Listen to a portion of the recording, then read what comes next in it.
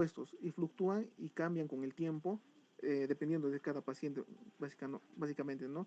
Y también tenemos que ver a base de brotes y que afectan cualquier otro síntoma corporal en el paciente, incluyendo los síntomas cardiovasculares. Vamos a ver otras enfermedades como van a ser el respiratorio, gastrointestinales, neurológicos, otros que son musculoesqueléticos, renales. Como vemos, esta enfermedad va a estar asociada a una gran parte, ¿no?, de nuestro organismo. Va a ser dermatológico, va a haber hematológico, psiquiátricos en algunos casos, ¿no?, que se están relacionando bastante a esta. Siguiente, por favor. En el campo de lo que es la epidemiología, se han hecho una encuesta también a base de esta infección del coronavirus, que ha hecho incluso una publicación en la Oficina Nacional de Estadística del Reino Unido. Ha recogido datos también, en este caso, aleatorizados de una muestra representativa de la población en general. Según esta encuesta, el 20% de las personas que padecieron del COVID-19 tuvo síntomas con una duración superior a las 5 semanas, y un 10% de población son síntomas que duraron más de 12 semanas. Entonces, se vieron que casi 300.000 personas presentaron síntomas con una duración entre 5 y 12 semanas en diciembre del 2020, ¿no? Y la Oficina Nacional de Estadísticas del Reino Unido, ¿no?, ha actualizado también estos datos en marzo del 2021 de este año, y que estiman que aproximadamente 1 millón de personas han presentado síntomas de COVID-19 presentados en el Reino Unido con una duración superior a 4 semanas, ¿no? El tiempo viene a ser muy importante en este caso. Ahora, los síntomas duraron más de 12 semanas en el 65% de esta población, y habría limitado las actividades en la vida diaria de todos los pacientes en un 20%, ¿no?, en este caso. Siguiente, por favor.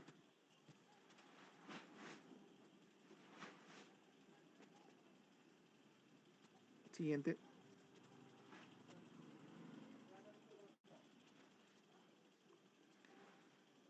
Siguiente, por favor.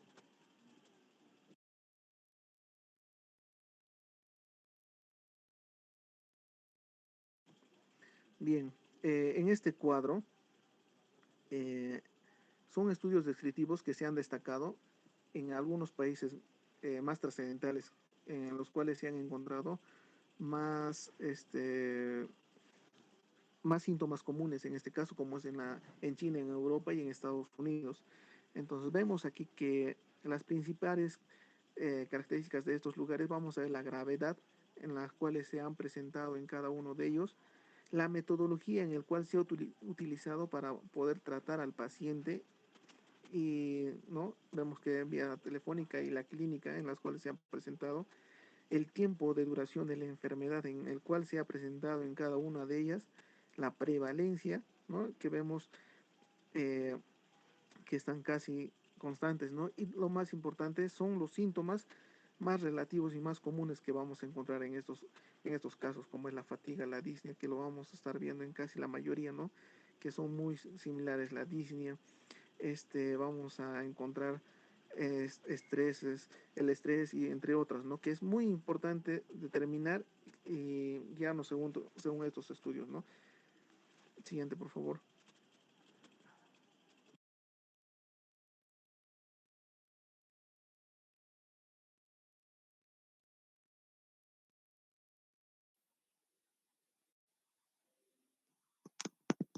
Sí, sí me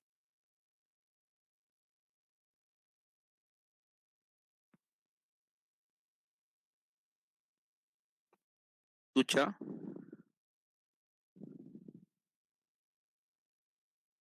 Sí, se escucha. Ya, perfecto, gracias. Bien, ahora vamos a hablar de los mecanismos post-COVID-19. Entonces debemos indicar de que después de un traumatismo ocasionado por el SARS-CoV-2, donde va a predominar el síndrome de respuesta inflamatoria sistémica, ¿no?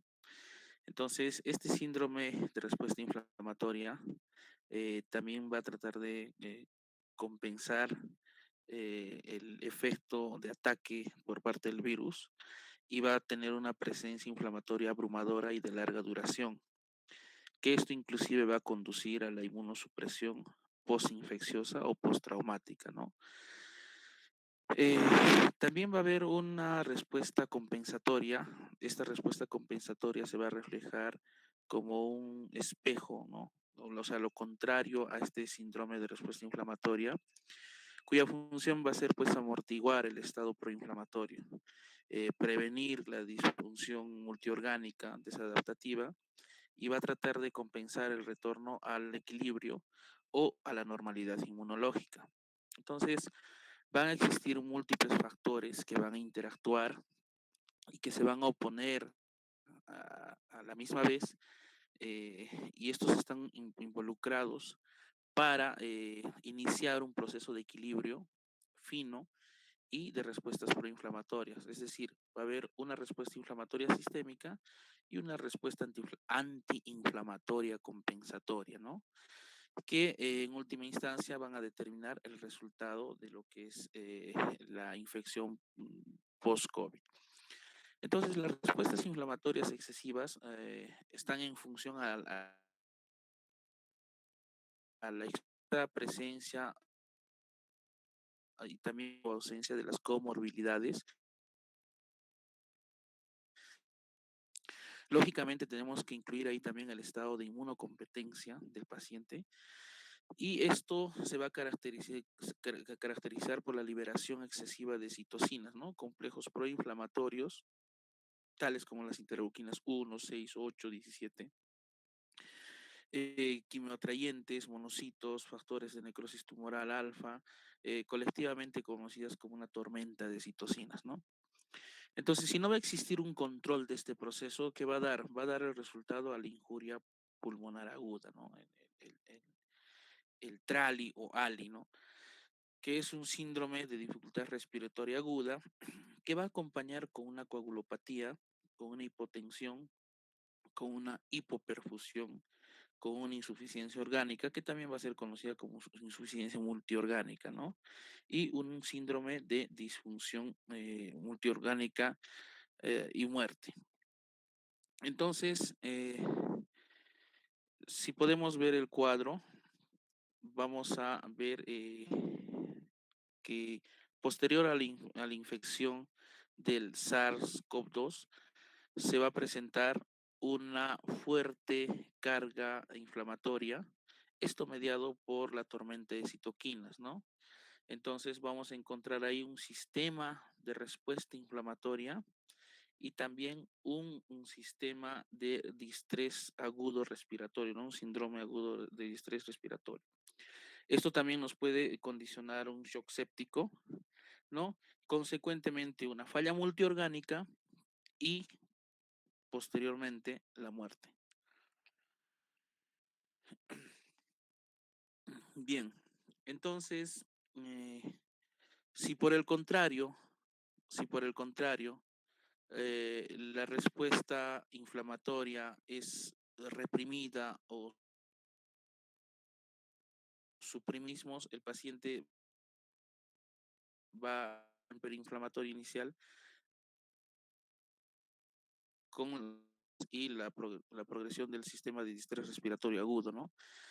También pueden entrar en una etapa de inmunosupresión prolongada por síndrome de inflamación, inmunosupresión y catabolismo persistente. Esto se va a observar después del proceso de la sepsis y que es una de las causas, bueno, teóricas del síndrome post-COVID que se va a tornar persistente, ¿no? Como, bueno, se ha mostrado en la figura que no se ve mucho. Eh,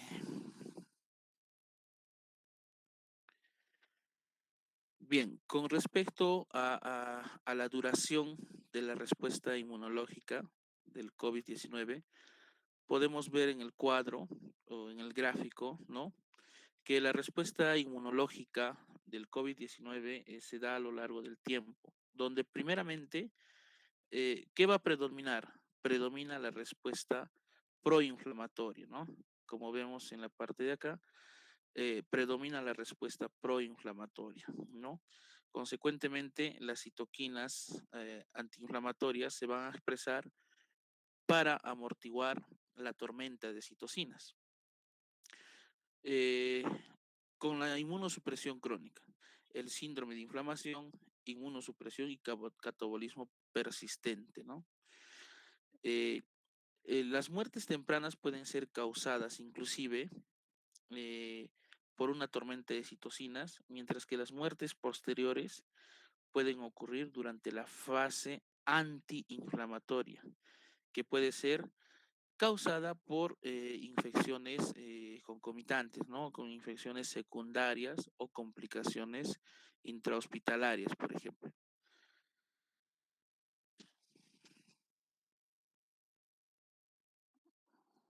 Bien, entonces, en apoyo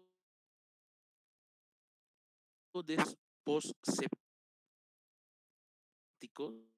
son propensos a una reactivación y si están de múltiples fuentes, ¿no?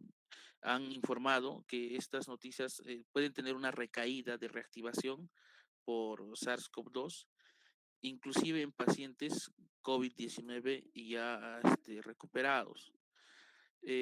Por otro lado, al igual que en la sepsis, los pacientes con COVID-19 tienen riesgo de desarrollar infecciones secundarias bacterianas, ¿no? Fúngicas, ¿no? Esto por su estado de inmunosupresión y desregulación, ¿no? Que consecuentemente van a, eh, eh, sufrir un proceso infeccioso por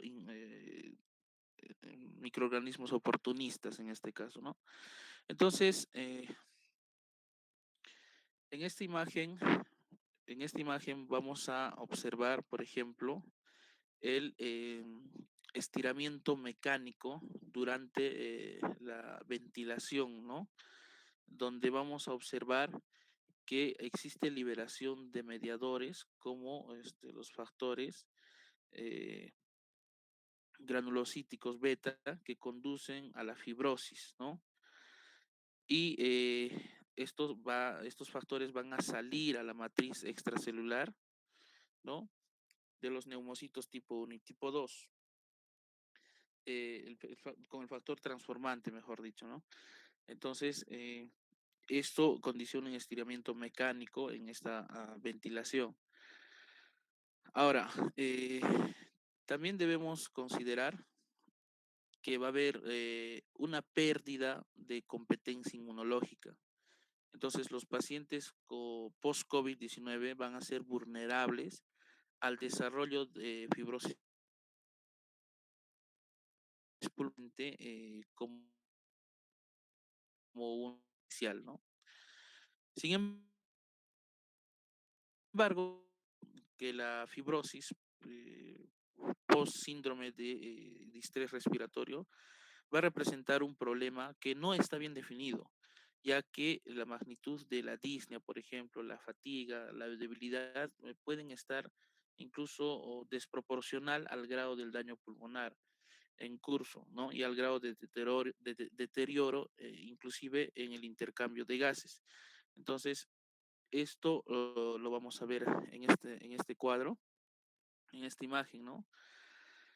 Donde vamos a ver los mecanismos potenciales, por ejemplo, como pueden ser en la lesión cardíaca inducida por el COVID-19, ¿no? Esto después de una infección viral, ¿no? La proteína S, que va a ser recepcionado por el receptor AC2, ¿no? De la célula hospedera. Entonces, inmediatamente va a haber una posible injuria miocárdica, ¿no? Consecuente después de una hipoxia, ¿no? Una falla pulmonar derecha, puede haber una ruptura de una placa ateromatosa, arteriosclerótica, ¿no? Que va a condicionar un émbolo, un coágulo, ¿no? Y esto condiciona pues lesiones cardíacas, inclusive también hay que considerar que el síndrome de distrés respiratorio agudo puede condicionar un TRALI, ¿no? Una injuria pulmonar aguda, consecuentemente con un síndrome de dificultad respiratoria del adulto, ¿no? ¿Y quiénes están implicados? Precisamente estos receptores AC2, que son los receptores del sistema renina-angiotensina, ¿no? O de los pacientes que están cursando con una hipertensión arterial, quienes están tratados con inhibidores YECA, por ejemplo, que son están bien activados en receptores de las enzimas convertidoras de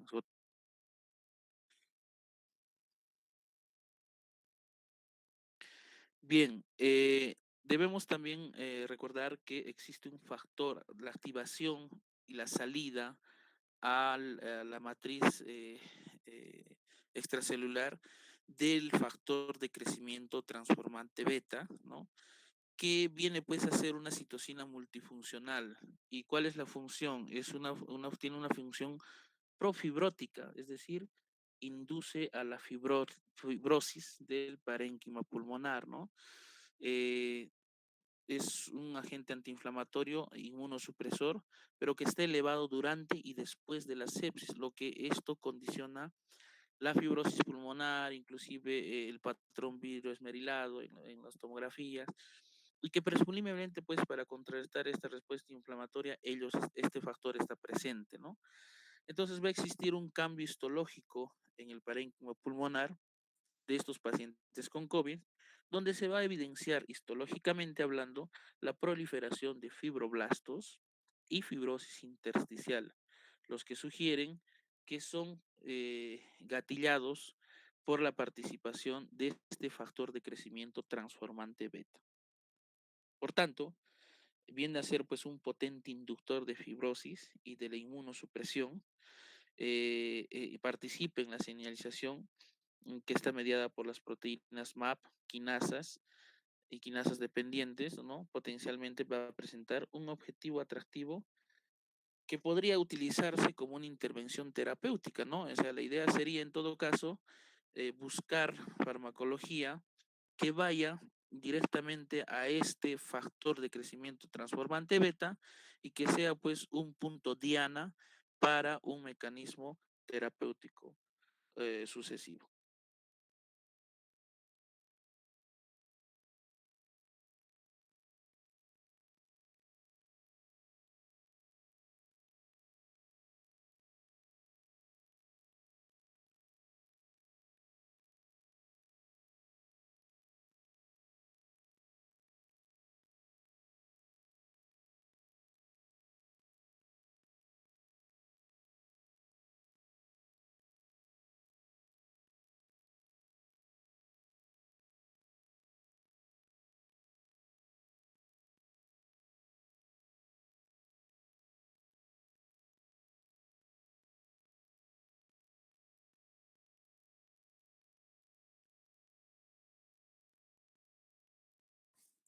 Compañero, ¿podrías avanzar? Ya, está bien.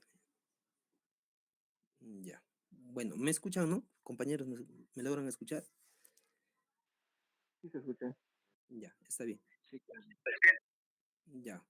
Bueno, pasaremos pues a mencionar algunas de las manifestaciones post-COVID y ampliar un poco más a lo mencionado por mis compañeros, ¿ya? Bien, las secuelas del post-COVID pues varían, ¿no? De un paciente a otro y básicamente no se ha alcanzado un consenso sobre sobre la caracterización de los posibles síntomas, ¿no? Esta tabla que presento, pues nos sugiere un marco para ayudar a identificar y a diagnosticar las manifestaciones post-COVID. Eh, entonces, en este marco va a incluir pues cuatro categorías de elección, ¿no? De detección, perdón. Primero tenemos pues las investigaciones de laboratorio, en el cual pues vamos a ver si la infección COVID-19 está activa o ha sido pasada, ¿no? Esto mediante pruebas de anticuerpos o la prueba de PCR. También a los hallazgos del laboratorio anormales en base con una comparación con valores normales. Segundo, tendríamos que ver las patologías radiológicas, ¿no? La patología pulmonar en una tomografía es importante. Tercero, el deterioro del estado funcional. Esto básicamente en comparación con una línea de base. Cuarto, también se tienen que ver pues los parámetros subjetivos como parámetros sintomáticos y de calidad de vida. Dentro de acá tenemos que ver pues los síntomas nuevos o que han empeorado de 2 semanas después de la línea de base y la duración de los síntomas o reaparición de los síntomas más 2 semanas después de la línea de base. Siguiente, por favor.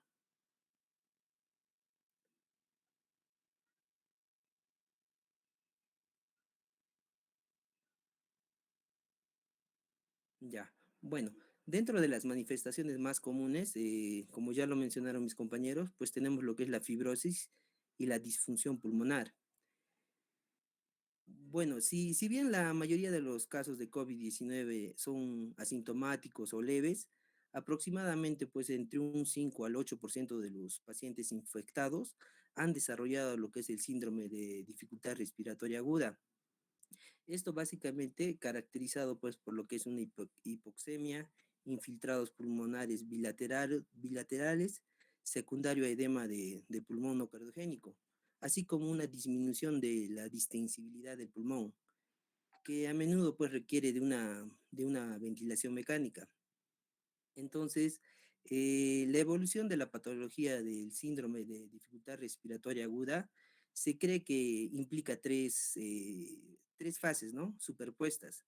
La fase exudativa, la proliferativa y la fibrótica. En cuanto a la fase exudativa, ahí se va a producir pues, la liberación de citoquinas proinflamatorias, como la interleuquina 1 beta, factor de necrosis tumoral, y la interleuquina 6, así también como la afluencia de neutrófilos y la ruptura pues, de la barrera epitelial y endotelial. Esto va a conducir pues, a una inundación alveolar y a la dificultad respiratoria ya mencionada.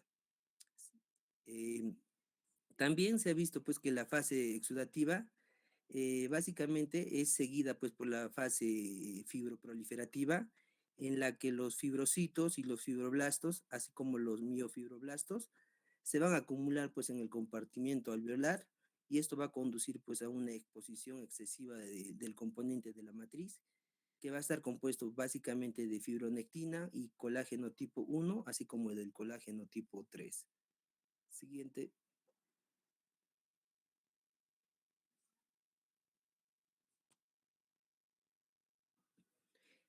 Entonces, básicamente se ha visto pues que uno de los mecanismos que contribuye al desarrollo de una respuesta fibroproliferativa en el síndrome de distrés respiratorio agudo es la ventilación mecánica, ya que las fuerzas de cizallamiento no solo van a inducir la secreción del factor de crecimiento transformante beta 1, sino también va a activar pues la síntesis de colágeno e inhibición de la producción de colagenasa. Entonces se ha visto también que algunos pacientes con COVID-19 han progresado pues a la fibrosis pulmonar, ¿no? Con una dificultad para respirar inducida por el ejercicio y la tos seca crónica. Estos van a ser básicamente los síntomas más prominentes.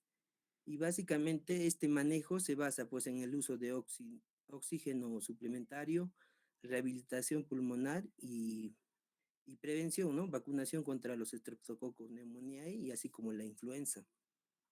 También se ha visto que hay dos medicamentos aprobados por la FDA, lo que es la nintedanib y la perfenidona. Estos agentes básicamente no son curativos, pero se ha demostrado que pueden ralentizar el progreso de la fibrosis pulmonar. Siguiente, por favor. Otra manifestación también es la fibrosis y disfunción cardíaca. Se ha visto que los pacientes con COVID-19 suelen presentar pues, signos de lesión miocárdica, ¿no? Que incluyen lo que es la insuficiencia cardíaca, la miocarditis y la exacerbación de la enfermedad cardiovascular. Eh, Básicamente esto, pues ya debido por ejemplo, a una elevación de la troponina o del péptido natriurético cerebral, ¿no? Entonces se ha visto que hay mecanismos potenciales de lesión, ¿no? Dentro de los cuales, por ejemplo, va a haber pues un aumento de la resistencia vascular pulmonar con la siguiente hipertensión pulmonar, ¿no? Y esto conduce pues a una insuficiencia cardíaca derecha. También se presenta pues una sobreestimulación del sistema renina-angiotensina, que básicamente esta va a mediar los efectos deleteros sobre el sistema cardiovascular y esto va a incluir pues lo que es el hiperaldosteronismo secundario, que lleva pues a lo que es la hipopotasemia y a arritmias cardíacas. También se cree pues que cuando hay la presencia de la rotura de la placa aterosclerótica, esto básicamente debido a la acción de las citoquinas proinflamatorias, esto va a predisponer pues al infarto, ¿no? Especialmente en el contexto de enfermos, perdón, de enfermedad de arterias coronarias ya preexistentes, ¿no? También va a haber una invasión viral del cardiomiocitos, ¿no? Esto va a estar mediada pues por la enzima convertidora de angiotensina 2, ¿no? Y esto va a producir lo que es una miocarditis. También va a haber pues un desajuste entre el suministro de la demanda de oxígeno del miocardio, debido a esto pues a combinación de la disminución del retorno venoso, ¿no? Y básicamente esto va a producir lo que es una isquemia y una necrosis miocárdica. También va a haber también la posibilidad, ¿no? Pues que se produzca lo que es la cardiotoxicidad, ¿no? Por agentes anti-COVID, ¿no? Incluido, por ejemplo, acá los macrólidos, como la acitromicina. Estos, por ejemplo, están asociados pues a un intervalo QT prolongado. También tenemos lo que es la cloroquina, que eso también puede producir pues defectos en la conducción, ¿no? Eh, También, entonces, en base a todo esto, se ha visto pues que existe un denominador común, ¿no? De una lesión miocárdica, que básicamente es un proceso de remodelación, ¿no? Que incluye lo que es la hipertrofia y fibrosis de la pared ventricular, de la pared del ventrículo izquierdo. Esto básicamente va a conllevar pues a una reducción de la contractibilidad y a un deterioro de la función global. Entonces, también se ha visto que entre las citoquinas más importantes tenemos el factor de crecimiento transformante beta, que básicamente esta es pues una profibrótica, ¿no? Es la más importante. Siguiente, por favor.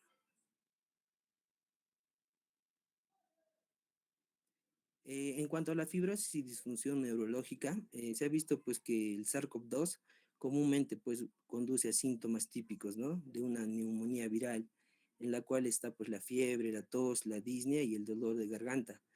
Pero curiosamente también hay síntomas como la anosmia y la disgeusia, ¿no?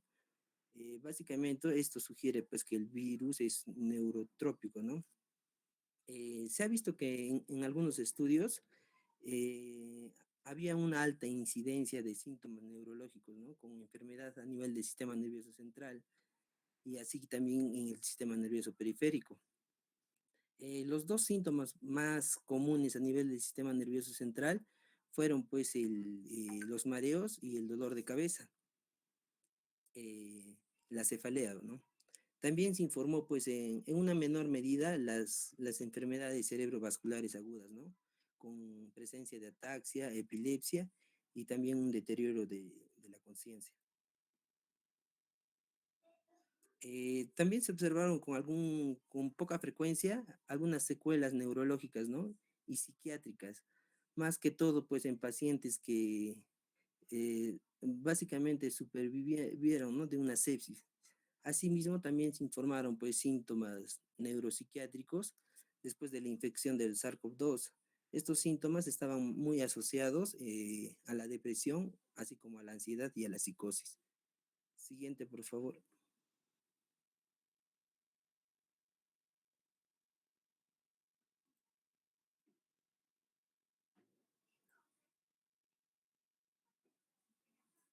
Siguiente.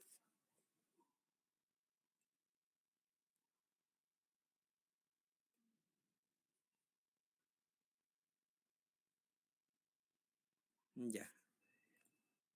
También se presentaron algunas coagulopatías asociadas al COVID-19. Ya, algunos pacientes con infección del COVID-19 han desarrollado pues coagulopatías de tipo coagulación intravascular diseminada. Esto básicamente con activación fulminante de la coagulación y un consumo de factores.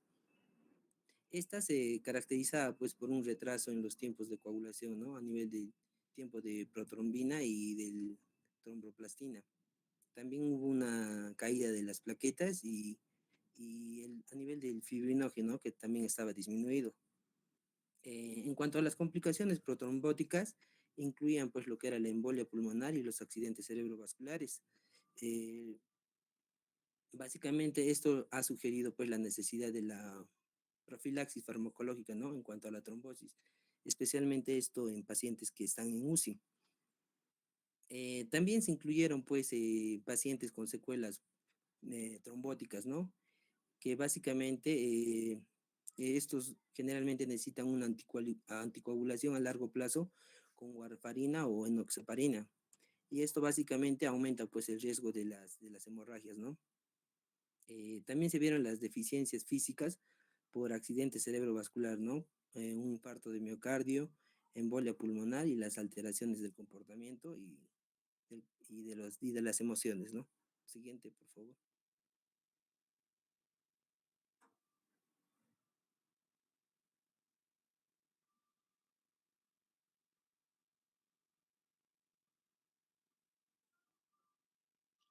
Siguiente, por favor.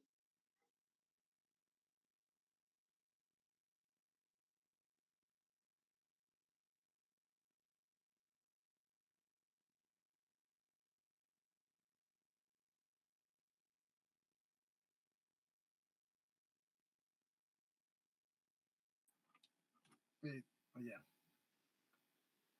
El siguiente. Bueno, ¿se me escucha, por favor? Hola. Sí, sí, se escucha bien. Gracias, doctor. Bueno, en cuanto al manejo, se ha visto que algunos síntomas, prácticamente de los agudos que se han presentado en pacientes con COVID-19, básicamente siguen persistentes, ¿no? Algunos síntomas físicos persistentes, agudos en este caso por causa del COVID-19, son muy comunes y típicamente incluyen como, por ejemplo, pues la fatiga, la disnea, el dolor en el pecho, la tos. Entonces, aquellos pacientes que se recuperan del COVID-19 también pueden tener pues síntomas adicionales, en este caso de aspecto psicológico, ¿no? Como el caso de una ansiedad, depresión, trastornos de estrés, en este caso postraumático, y cognitivos, ¿no? Como la mala memoria y la concentración. Entonces, similares al síndrome que de alguna manera se han experimentado en algunas otras enfermedades, básicamente post-curados, ¿no? Que van a presentar un estrés postraumático. Similar a eso. Entonces, lo que se ha visto es que los estudios sobre la prevalencia de los síntomas persistentes en aquellos pacientes que han tenido COVID-19, entonces, ha habido estudios estadísticos en los cuales han visto, ¿no? Que de alguna manera están eh, relacionadas con, por ejemplo, la fatiga, que se ha presentado un 13 a 87%, la disnea en pacientes, como por ejemplo, de un 10 a 71% aproximadamente, y otros, ¿no? Como la tos y la anosmia, o sin otros síntomas físicos que ya también son menos comunes, pero que también están considerados como persistentes, como por ejemplo el dolor de articulaciones, dolor de cabeza, en este caso cefaleas, el síndrome Zika, la rinitis, la famosa anosmia, la diseusia, que también está relacionada, y la falta de apetito, ¿no? En algunos otros casos también no comunes o menos comunes, también está considerado los mareos, el vértigo, la mialgia, el insomnio, la alopecia, ¿no? Como le había mencionado antes, también el aspecto psicológico, que es muy importante, y neurocognitivo, como por ejemplo el trastorno de estrés postraumático que lo mencioné anteriormente, el deterioro de la membrana, la pobre concentración, que también está relacionado con un síntoma persistente, pero no común prácticamente, como la ansiedad y la depresión, ¿no? Y que estos, de alguna manera, fueron estudiados en este año a partir más o menos de enero, no, de febrero de 2021, de este año, en la cual han hecho unos estudios estadísticos, como por ejemplo la fatiga, ¿no? Que ha tenido pues un tiempo aproximado hasta la resolución de los síntomas de 3 meses a más, ¿no? Como la tos de 2 a 3 meses a más. Entonces, en esta imagen que podemos apreciar, las estrategias que se fueron implementando de manejo deben tener en cuenta los antecedentes médicos preexistentes, como por ejemplo las comorbilidades que el paciente haya podido tener, hipertensión arterial, en este caso algunas alteraciones hematológicas, diabetes, por ejemplo, las cuales ya sabemos cómo manejarlos, ¿no? O qué complicación podrían traer siendo pacientes post-COVID-19. Entonces, los equipos de atención deben realizar un seguimiento regular para cada paciente hasta que los síntomas desaparezcan. Y durante algún tiempo después de eso, o sea, básicamente de un síntoma agudo de COVID-19, algunos, como le había mencionado, algunos síntomas prevalecen, pero lo importante es hacer un seguimiento al paciente, siempre y cuando que el paciente haya tenido comorbilidades, ¿no? Mucho más intenso el seguimiento. Y se recomienda, ¿no? Básicamente, todo lo que se puede ver aquí en la imagen, las estrategias de tratamiento para las manifestaciones específicas post-COVID-19, ¿no? Como lo pueden apreciar en este cuadro. La siguiente diapositiva, por favor, que más adelante lo voy a mencionar. La siguiente diapositiva.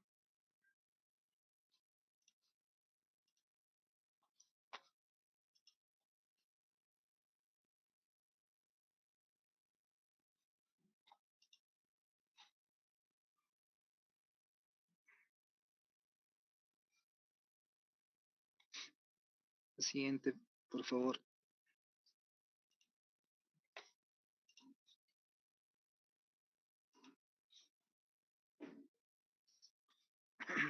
Ya, bueno, lo que se ha visto prácticamente, obviamente, como lo que me mencioné anteriormente, era sobre los síntomas cardiopulmonares, que el paciente que ya pasó por un síntoma agudo de COVID-19, le queda como secuelas y mayormente o sea, se manifiesta como un síntoma persistente más que todo en el ámbito cardiopulmonar. Entonces, el manejo para estos pacientes, primero, obviamente es la evaluación clínica, pero antes de esto, saber que el paciente ya ha tenido COVID, ¿no? Entonces, de acuerdo a esto, se realiza pues un examen de tórax completo, ¿ya? Y para evaluar lo siguiente, por ejemplo, si es que ha habido una fibrosis, nos puede manifestar con alguna característica particular en la auscultación. Es que ha tenido un derrame pleural, también pues, ¿no? O si es que tiene una consolidación, la cual también nos podría ayudar bastante. Eh, por ejemplo, ¿no? Una egofonía. Entonces, de alguna manera esas cosas nos podría ya estar avisando, ¿no? Que el paciente puede estar pasando por estas características. Por ejemplo, si es una fibrosis, puede haber, pues, por ejemplo, unos crepitantes gruesos. Si es en este caso, un derrame pleural, podemos pensar una matriz a la percusión, ¿no? Entonces, esas características se fueron evaluando o se fueron ya presentando en algunos artículos nuevos que fueron presentados este año, las cuales son muy importantes, ¿no? Sobre todo los síntomas cardiopulmonares. Entonces, el sistema cardiovascular que incluye evaluación, en este caso, básicamente de soplos, las cuales nos podrían reflejar que hay una alteración a nivel cardíaco, frotamiento pericárdico, tercero o cuarto río cardíaco, ¿no? Que también nos refleja también, o nos podría reflejar una distensión venosa yugular, que también nos podría ayudar, pues, a ver, ¿no? Si hay un problema cardiovascular. Siguiente diapositiva, por favor.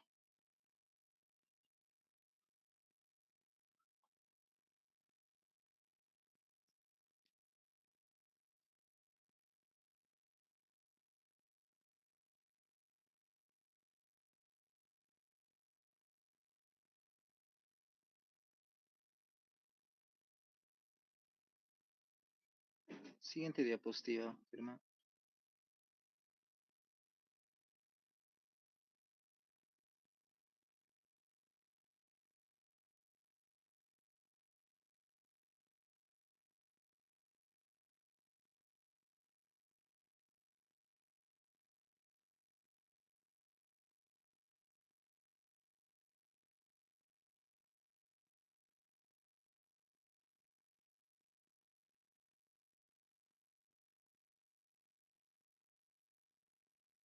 Entonces, una de las características principales que se tiene que tener siempre es hacer las pruebas cardiopulmonares, ¿no? Entonces, en la cual, eh, si es que el paciente haya ido por una recuperación, en este caso, eh, parcial o absoluto del COVID-19, entonces se ha visto que el paciente sí ha tenido algunas secuelas o algunos problemas cardiopulmonares, ¿no? Entonces, las cuales podemos pedir una prueba o pruebas que nos podrían reflejar básicamente una alteración secular a nivel del pulmón o corazón, ¿no? En este caso un electrocardiograma y básicamente un examen imagenológico de tórax, ¿no? Que podrían determinar alguna secuela post-COVID-19. Entonces tenemos como ejemplo, pues, básicamente la imagen de tórax. El tipo de imagenología también nos podría ayudar de mejor manera, en este caso la TC, o la resonancia magnética, ¿no? En algunos casos que probablemente nos podría ayudar en ese aspecto. Otras pruebas que es muy importante dentro de estas son las pruebas cardíacas. En las pruebas cardíacas lo que nosotros necesitamos, como cualquier otro paciente que tiene un síntoma cardíaco, eh, eh, es incluir como por ejemplo las palpitaciones, observar las palpitaciones o algunas otras características como debilidad o fatiga que de alguna manera nos relacione con una normalidad en el EKG, ¿no? Y nos podría llevar a pensar que el paciente haya sido una alteración post-COVID, ¿no? O un síntoma secuelar, ya viendo como antecedente que el paciente haya tenido COVID-19. Entonces, o relacionarlo a ello, ¿no? Entonces, en aquellos pacientes que han presentado, por ejemplo, síntomas cardíacos persistentes, algunos artículos estadísticos mencionan que han sido demasiados, más junto con los pulmonares, ¿no? Entonces, se han presentado, por ejemplo, disautomía, a pesar de que, en este caso, de que el EKG no ha mostrado, pues, o ha mostrado normalidad. Entonces, son características ya particulares en la cual se ha visto que ya pues hay un problema o una alteración cardíaca, ¿no? Eh, algunos guías mencionan que no se realiza de forma rutinaria la ecocardiografía transtorácica en pacientes con COVID en recuperación, pero sin embargo se obtiene pues este mismo examen en pacientes con antecedentes o evidencias bioquímicas de lesión miocárdica o miocarditis o pacientes con disnea, ¿no? U otros signos o con síntomas subjetivos de un trastorno cardíaco subyacente, ¿no? Puede ser una ortopnea, una presión venosa yugular o un edema periférico, ¿no?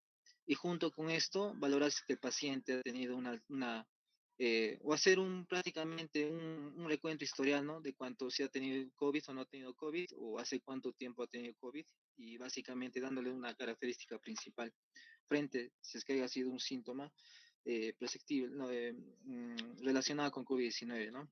Y sobre todo la utilidad de la resonancia magnética en cuanto a las pruebas cardíacas es muy fundamental para identificar pruebas de miocarditis que no fueron clínicamente evidentes durante la fase aguda de COVID-19, ¿no?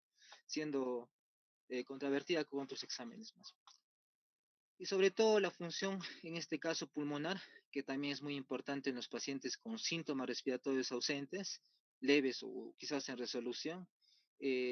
En algunos casos no se encuentra por algunas pruebas de función o no se tienen pruebas de función pulmonar, pero para los pacientes que se recuperan de COVID-19 que tienen síntomas respiratorios persistentes, progresivos o nuevos, se obtiene pues lo que es una función o una prueba de función pulmonar, debido obviamente a que como la espirometría, los volúmenes pulmonares, la capacidad de difusión, debido a que la principal infección se podría decir, la primera alteración o la primera, el primer órgano que va a ser afectado directamente por el COVID-19 va a ser por el SARS-CoV-2, va a ser por los pulmones, ¿no? Es lo que se ha visto. Ahora, para el siguiente, que va a ser la evaluación de la capacidad de ejercicio y la oxigenación, que también es muy importante, para cualquier paciente con síntomas respiratorios, en este caso inexplicables, después de una evaluación cardiopulmonar inicial, incluida, por ejemplo, la enfermedad tromboembólica venosa y sobre todo también la enfermedad cardíaca, así como pacientes que fueron hospitalizados debido a la infección por SARS-CoV-2, en ese caso agudo, normalmente se obtiene pues una prueba de caminata, aunque se ha visto que no está diseñado para un estudio en este caso, de titulación de oxígeno, o sea, se podría decir con relación al oxígeno, pero es un buen índice de la función física, ¿no? Y respiratoria, y puede identificar cualquier problema, en este caso de oxigenación, a nivel pulmonar, ¿no? O generalmente, a nivel tejido. Entonces, eso explica, pues, la disnea de un paciente.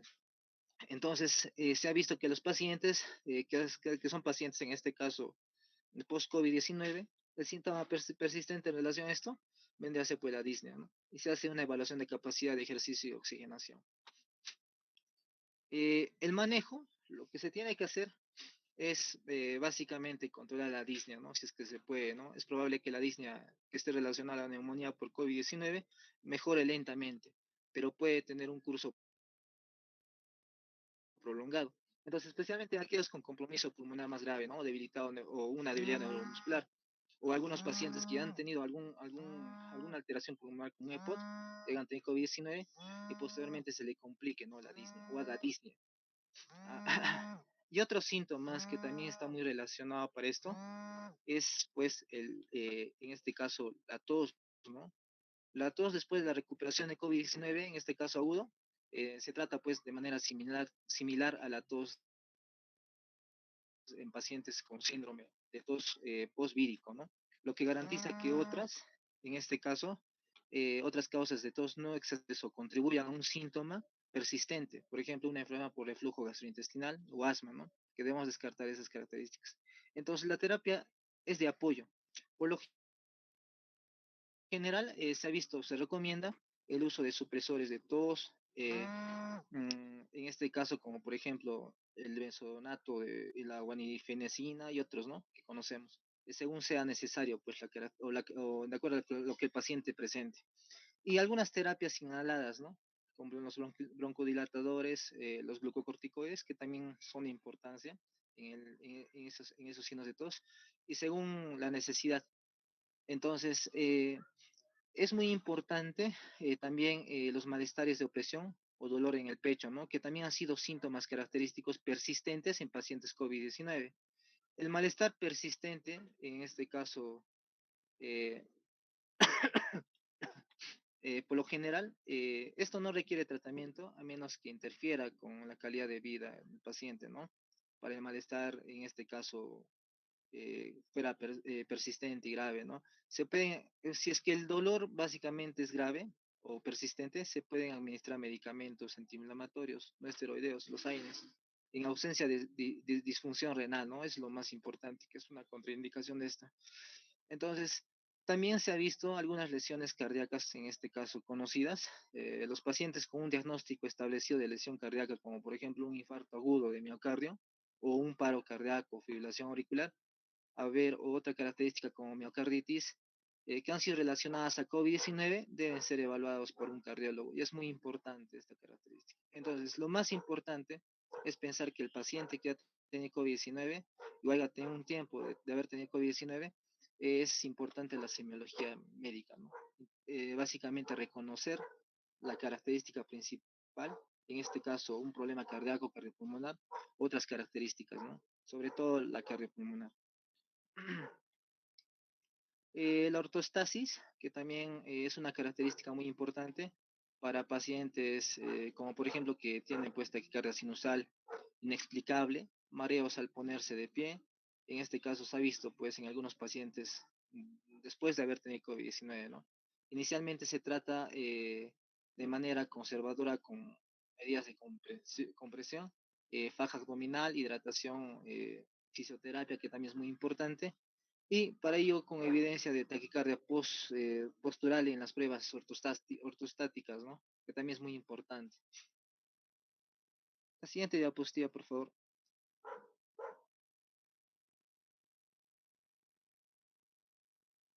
Bueno, también se ha visto secuelas neurológicas y neurocognitivas que anteriormente le había mencionado. Entonces, aquellos pacientes con complicaciones neurológicas de COVID-19, en este caso agudo, por ejemplo, fuera de esto, los accidentes cerebrovasculares, convulsiones, puede ser también las encefalopatías hipóxicas, debilidad neuromuscular, en este caso con relaciones a enfermedades, se puede decir críticas, como por ejemplo, o si no, el síndrome de Guillain-Barré o encefalitis. Se tiene que realizar una historia neurológica completa y un examen a evaluar, ¿no? En los grados de déficit residuales que podría presentar en este caso como base a una enfermedad, ¿no? Entonces, por lo general, no obtenemos imágenes, o no se deberían obtener imágenes neurológicas a menos que haya pues una alteración o un déficit neurológico inexplicable o una preocupación por una lesión focal, ¿no? O una afección, básicamente, sobre todo que el paciente no haya tenido pues, COVID-19. Entonces, los pacientes con complicaciones neurológicas después de COVID-19 básicamente deben tratarse de la misma manera que con otros pacientes que tienen características neurológicas y no han presentado nunca ah, alteraciones o enfermedad o una infección con COVID-19, ¿no? Muchos sobrevivientes de COVID-19, que eso lo encontré en el artículo, informan sobre los problemas de concentración y memoria, como lo expliqué anteriormente. Se ha visto que sus pacientes que tienen una alteración neurocognitiva indicaron de que sí tienen, o se les han hecho algunos estudios de que sí, básicamente existe un problema pues a nivel de la concentración y la memoria. Otro aspecto muy importante que lo mencioné anteriormente es la hipercoagulabilidad y la trombosis. En este caso, muchos pacientes con COVID-19 muestran evidencia de laboratorio de hipercoagulabilidad durante la enfermedad aguda y algunos van a desarrollar trombosis venosas y arteriales, especialmente aquellos con enfermedad aguda grave o crítica. Entonces, se ha evaluado a todos los pacientes en busca de algún signo o síntoma de trombosis venosa profunda en las extremidades superiores e inferiores o embolia pulmonar o trombosis arteriales, como por ejemplo una isquemia digital. Entonces, aquellos pacientes que toman anticoagulantes se les revisan de alguna manera o está relacionada con la duración y la indicación del anticoagulante, ¿no? O sea, es una característica muy importante, como lo había mencionado mi compañero. O si tienen algunos problemas, en este caso de hematológico, entonces es muy importante ya especificar la característica que pueden presentar esos pacientes de acuerdo al síntoma y signo. Entonces, aquellos pacientes que han sido diagnosticados con trombosis, en este caso que han sido documentados, se tratan de manera similar a la trombosis en pacientes que no tenían COVID-19. Entonces, eso lo mencionan en algunos artículos y sí es cierto, o sea, el tratamiento es lo mismo, solamente que resguardan otras características más como antecedentes, ¿no? O comorbilidades que el paciente puede estar pasando. También mencionan o se desconoce la duración de la hipercoagulabilidad en COVID-19. Entonces, para la mayoría de los pacientes que se han recuperado de COVID-19 agudo, que fueron anticoagulados terapéuticamente solo para el estado de hipercoagulabilidad, ¿no? Sin evidencia de trombosis y en quienes no existe ninguna indicación clara, ¿no? O los que no tienen ninguna enfermedad por movilidad. La siguiente diapositiva, por favor.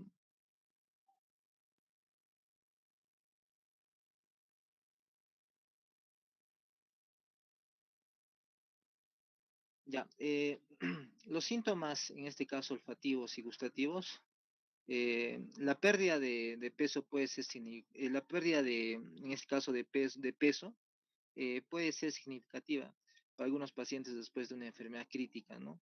Entonces, por lo cual existen muchas razones o muchos factores como la alteración del gusto, la relacionada a la alteración del gusto o del olfato. Y esto ha ido contribuyendo, ¿no? A la pérdida de peso en algunos pacientes o la pérdida de apetito. Entonces, en la mayoría de los casos, los síntomas se resuelven lentamente durante varias semanas y no requieren ninguna intervención. Entonces, excepto en este caso, para se podría decir, para un conocimiento nutritivo, ¿no? Entonces, los pacientes con disfunción gustativa o olfativa persistente pueden beneficiarse en este caso, de un entrenamiento olfativo y algunos programas, ¿no? Autoguiados que están disponibles, por ejemplo, en las redes sociales, que lo menciona en el artículo, que de alguna manera pueden ayudar, ¿no? En este síntoma que va a ser post-COVID-19, ¿no? Si los síntomas no se resuelven, es posible que se necesite una evaluación adicional por parte de un otorrinolaringólogo o particularmente en el contexto de los síntomas que puedan acompañar, ¿no? A los síntomas olfativos o gustativos. Eh, la siguiente diapositiva, por favor.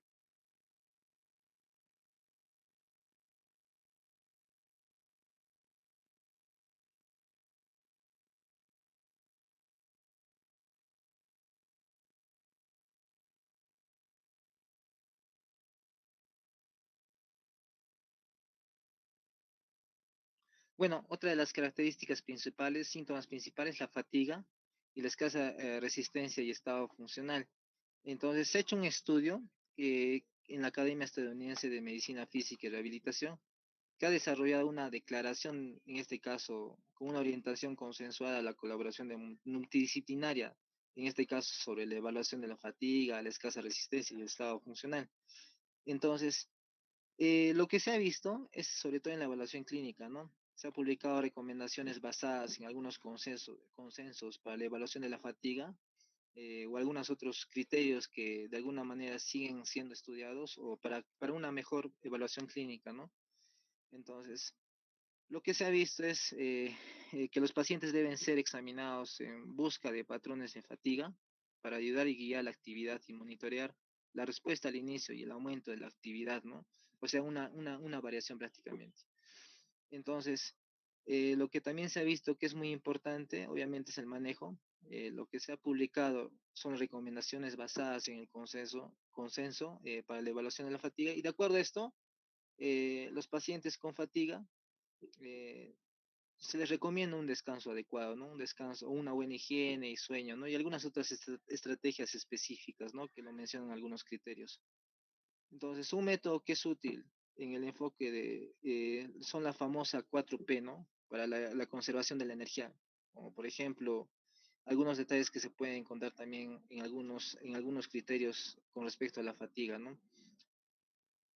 Para la mayoría de los pacientes, lo que se ha visto es que se recomienda un programa de retorno a las actividades, en este caso individualizado, ¿no? Lo que antes el paciente hacía posteriormente, antes de tener COVID-19, pero que haya sido estructurado y de alguna manera, pues en relación a la intensidad de su fatiga, ¿no? O en relación a las actividades que realicen, ¿no? Entonces, esas son las características principales. Entonces, lo que también se ha fomentado frente a esta característica de fatiga y escasa resistencia de estado funcional es pues la dieta saludable, la hidratación para todos los pacientes. No se ha demostrado que una dieta específica sea beneficiosa, pero de alguna manera actualmente no hay pruebas suficientes para respaldar, ¿no? El uso de suplementos nutricionales específicos. Actualmente tampoco no hay evidencia para el uso de agentes farmacológicos específicos en el tratamiento de la fatiga relacionados a infección, ¿no? Por COVID-19. La siguiente diapositiva, por favor. Bueno, otras alteraciones también es a nivel renal, hepático, endocrino, gastrointestinal, dermatológico, infeccioso, del sueño, psicológico y calidad de vida. En el aspecto renal, lo que se ha visto en pacientes que padecen de disfunción renal y hepática aguda durante la infección aguda por COVID-19, se evalúa la hipertensión, ¿no? Como fondo, la anemia y los signos de enfermedades renales y hepáticas, ¿no? Persistentes. Aunque la mayoría de los pacientes con COVID-19, en este caso no crítico, la lesión renal y hepática generalmente se resuelve por sí sola. Pero aquellos que con lesiones renales o hepáticas durante la enfermedad aguda requieren pruebas pues, de laboratorio, de seguimiento, en este caso que nos podían evaluar la recuperación del órgano, ¿no? Entonces, es muy importante mencionar esto porque también se ha visto en la estadística, en los estudios o algunas presentaciones de artículos estadísticos, en que sí, pues el riñón y el hígado son también un punto de síntomas, en este caso, post-COVID-19, ¿no? A nivel endocrino, durante la enfermedad aguda de COVID-19, entonces lo que se ha visto es que durante la evaluación inicial, se ha revisado algunas características, por ejemplo, aquellos pacientes que han tenido diabetes o aquellos que no lo han tenido, pero ya se presenta como una característica principal en pacientes en este caso, post-COVID-19, ¿no? Que hoy en día presentan diabetes. Entonces, esas características son muy importantes debido a que hay una alteración fisiológica y ya cuando la persona ya tiene o presente ya lo que es sintomatología de COVID-19, en este caso agudo. Entonces, el paciente sí podría presentar diabetes post-COVID-19, lo que se ha visto en algunos artículos, o también reflejar el manejo, ¿no? Como lo había mencionado antes, de que el paciente haya tenido diabetes anteriormente antes de tener COVID-19 y ahora pues esté presentando otras características mucho más exquisitas, se podría decir, la sintomatología de diabetes. A nivel gastrointestinal y nutricional, los síntomas persistentes de COVID-19, prácticamente como las náuseas y la diarrea, pueden desaparecer lentamente después de una infección aguda, como lo dice acá en la imagen, pero sin embargo, para pacientes con síntomas nuevos o progresivos, los síntomas que no se resuelven se deben considerar un diagnóstico alternativo, como la diarrea, en este caso asociada a algún antibiótico o algún parásito, ¿no? Entonces, la pérdida de peso debido a una enfermedad, entonces es muy importante. En este caso, debido a una enfermedad aguda, a menudo pues va a ser multifactorial, ¿no? Y esto puede implicar una desnutrición, pérdida de apetito, estado catabólico o una disfunción de la deglución y alteraciones del gusto, ¿no? Y el olfato. La siguiente diapositiva, por favor.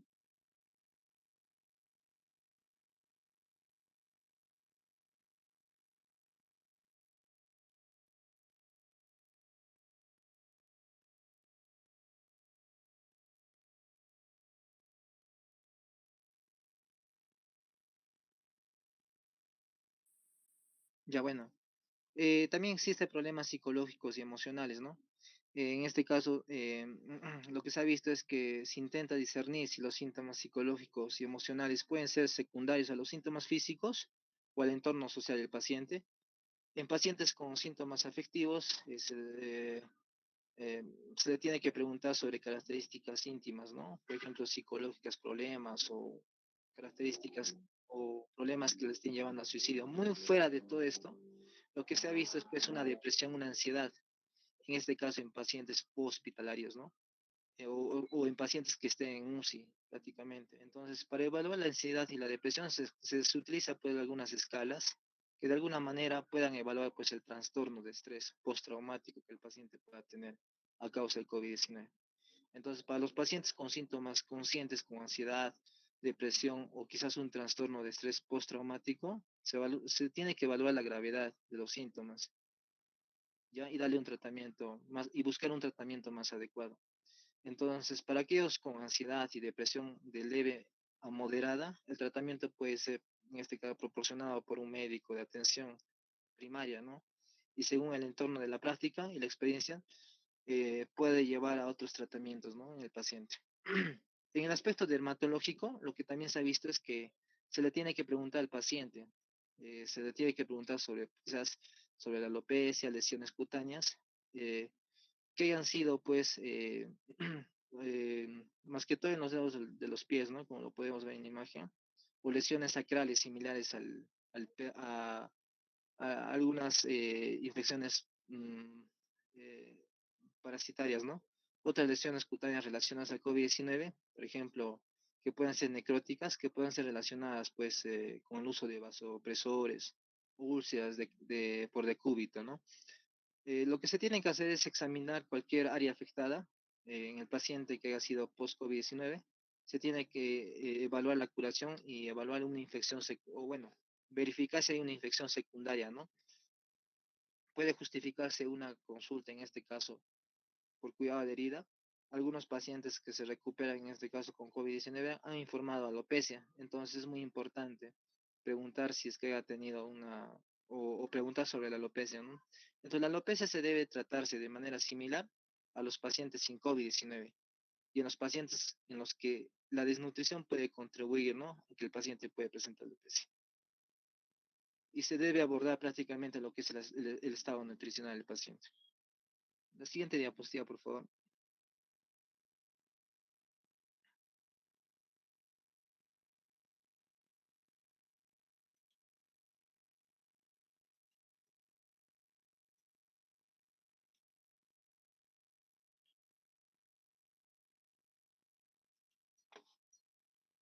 La siguiente diapositiva.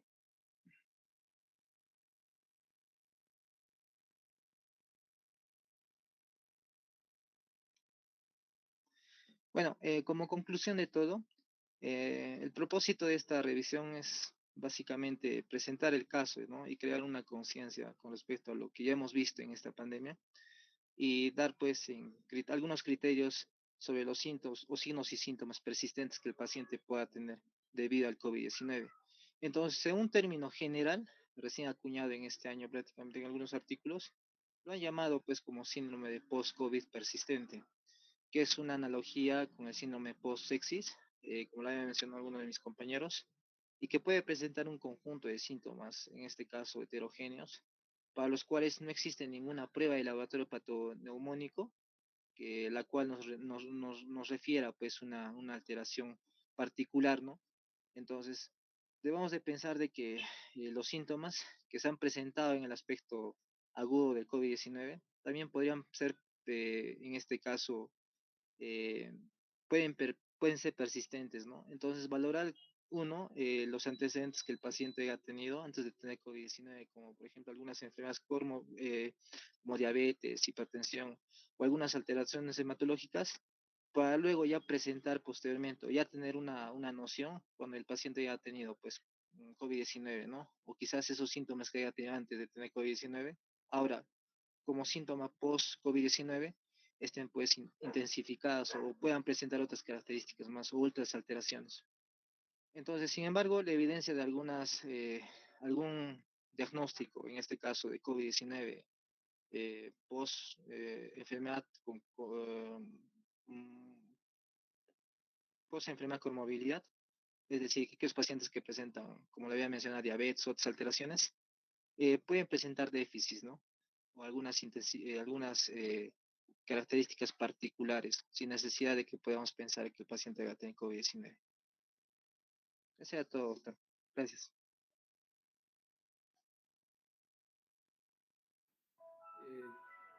Muy bien, la revisión está buena, esperemos que haga un buen artículo,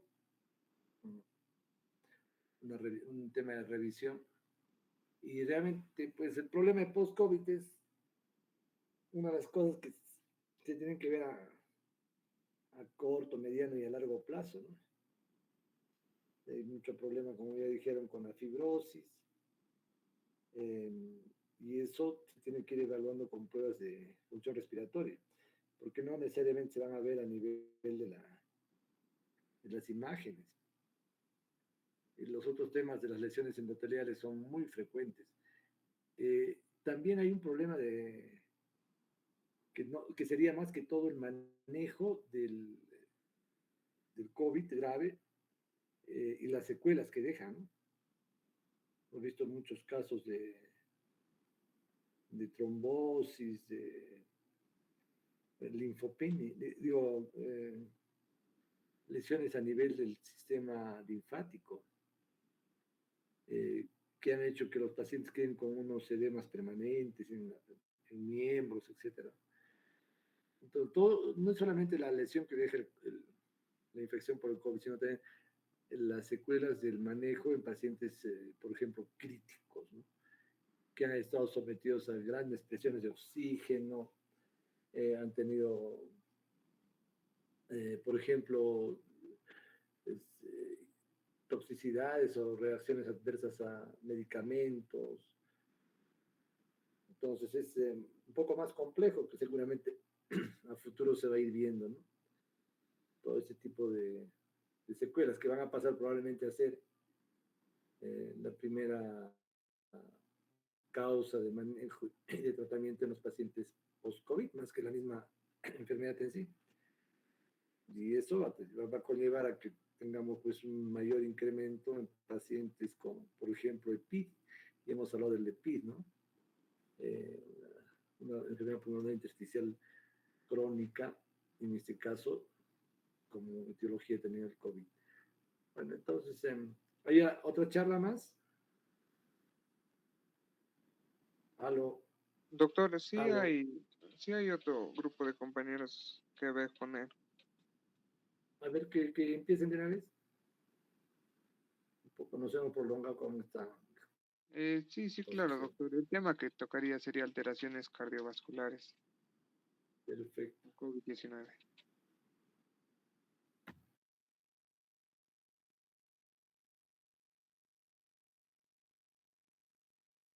Ya, un momentito, por favor, para